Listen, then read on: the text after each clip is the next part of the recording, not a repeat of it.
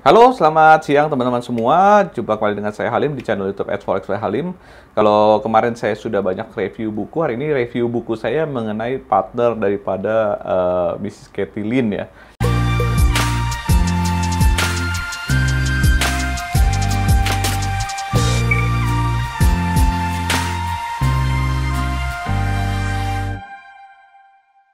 Nah, yaitu adalah Boris Klossberg. Boris Klossberg ini membuat buku ini di 2006 ya, kalau nggak salah judulnya adalah Technical Analysis of the Currency Market. Membahas tentang klasik teknik bagaimana mendapatkan keuntungan dari market swing dan trader sentiment. Nah, Boris Klossberg sendiri sudah bergerak di bidang finansial lebih dari 20 tahun dan pada awalnya bekerja di Drexel, yaitu di suatu perusahaan finance, dan dia memang sudah mendalami trading mulai dari trading stocks, equities, kemudian options hingga ke forex.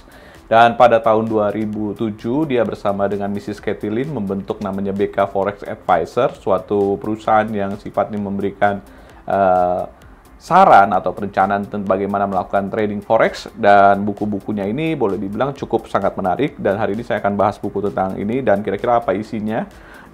Mungkin saya sampaikan berikut ini mulai dari konten awalnya dulu. Jadi nah, kali sini kita lihat yang satu menarik adalah dia sudah selalu menyampaikan to my partner Katie, without whom none of this would be possible. Jadi dia sangat menghargai Mrs. Katie Lin ini, bagaimana mereka bekerja sama dengan baik menciptakan satu perusahaan hingga membuat buku, dan buku ini bisa bermanfaat untuk kita semua.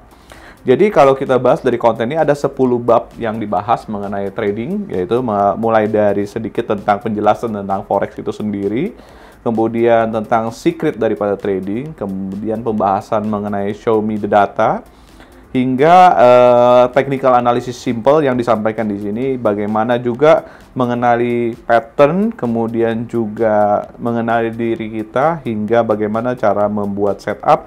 Dan yang menarik adalah juga penyampaian glossary atau ringkasan-ringkasan yang sering terjadi di dalam bisnis trading forex. Nah, kalau Anda melihat dari awal, maka di awal-awal ini, di FX 101 ini, kita melihat bahwa ada disampaikan bagaimana penjelasan kenapa ia melakukan trading forex, kemudian mempelajari bagaimana market structure, dan kemudian siapa pelakunya. Tapi ini bukan merupakan inti utama dari buku tersebut. Nah, kalau Anda lihat, justru Anda akan mendapatkan inti sari buku ini justru pada saat Anda mencapai di bab ketiga ya, kalau nggak salah di bab ketiga. Saya buka dulu sebentar. Oke. Nah, jadi kalau Anda memilih di bab ketiga, yaitu sebentar ya.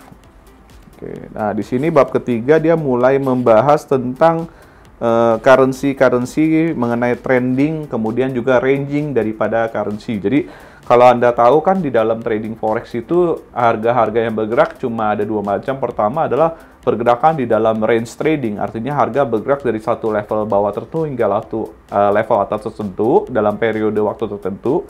Dan yang kedua adalah mengenai trending, yaitu di mana harga melakukan kenaikan atau penurunan secara berkala dalam jangka waktu tertentu.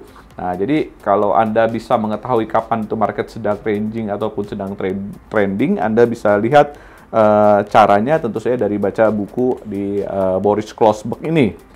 Kemudian di bagian yang keempat itu, atau bagian keempat, di sini mulai mengenali lebih detail tentang apa yang namanya candlestick chart. Jadi di sini dibahas tentang bagaimana apa itu breakout pattern, kemudian tipe-tipe candlestick yang ada di dalam, mulai dari seperti bullish engulfing, bearish engulfing, kemudian doji, dan berbagai macam istilah-istilah yang ada di dalam candlestick ya. Itu kalau teman-teman yang sudah pernah belajar tentang candlestick tentu saja tahu, seperti harami, hanging man, kemudian dark cloud cover, hingga morning star dan evening star. Ini dibahas lagi oleh Boris Klossberg, khususnya di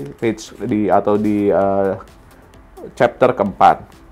Nah, chapter kelima membahas tentang trend is your friend. Nah, di sini tentang lihat bagaimana dia mendefinisikan trending itu berdasarkan tools yang ada. Jadi misalnya bagaimana dia menggambarkan garis trend line, baik itu uptrend maupun downtrend, sehingga di sini kita bisa melihat apakah fase market tersebut apakah trending ataupun dalam dalam fase ranging.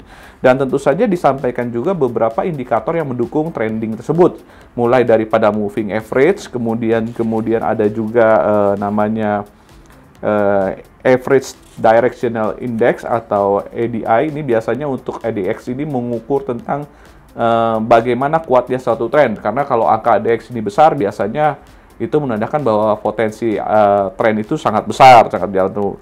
Kemudian juga dari Bollinger Band. Nah, kita tahu kan fungsi Bollinger Band salah satunya adalah mengukur kekuatan atau perubahan tren yang terjadi. Dan kemudian di chapter berikutnya, di chapter 6 ini, dia membahas justru tentang bagaimana cara membedakan atau mulai memasuki fase untuk entry ke arah market. Jadi dia melihat dari sisi misalnya stokastiknya, kemudian juga divergence-nya, hingga juga beberapa indikator yang biasa terdapat di platform kita seperti Relative Strength Index, kemudian juga MACD-nya, dan ini merupakan salah satu indikator-indikator yang biasanya untuk memulai untuk melakukan trading. Jadi entry-nya kapan dan gimana harus masuk, ya kan?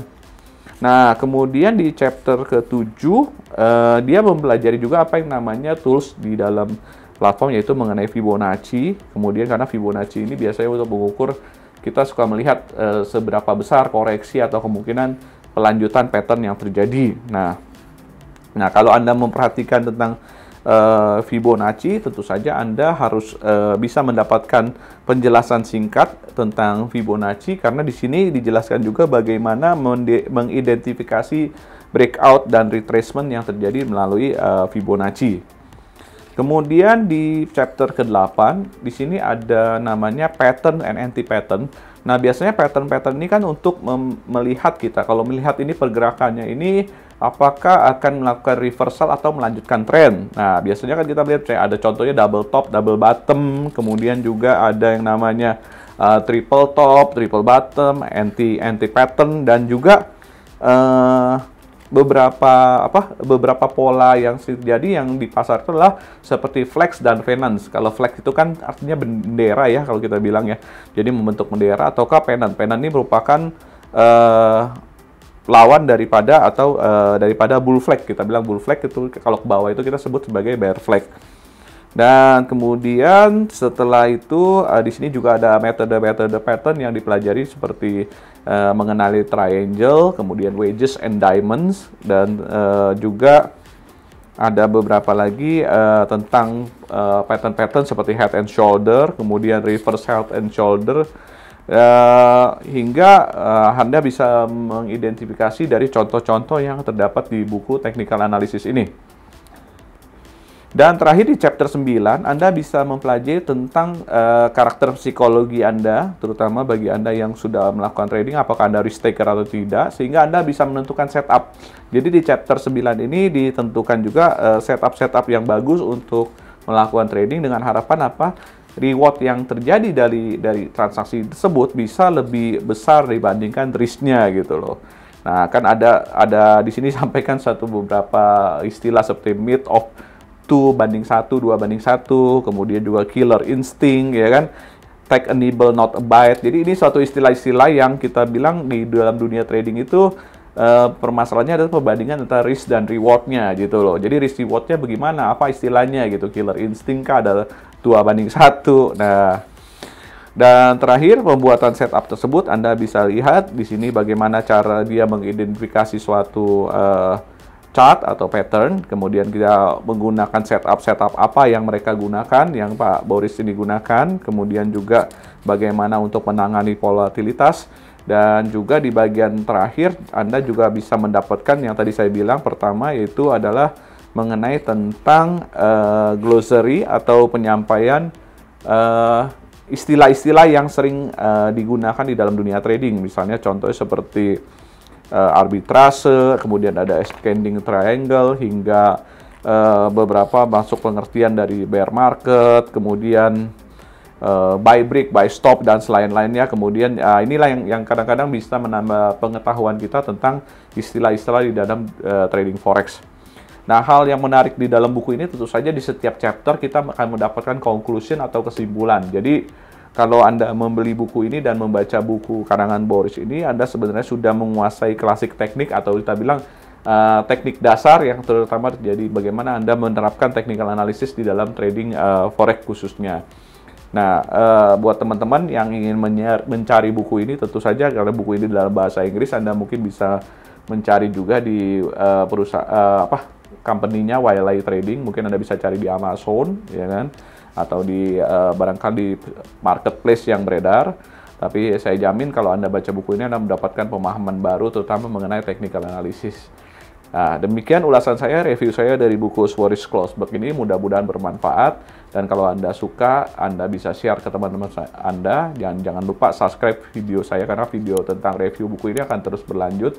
Termasuk nanti beberapa buku yang sudah saya siapkan untuk saya review dan bisa sharing ke teman-teman sekalian. Oke, stay focused and keep healthy.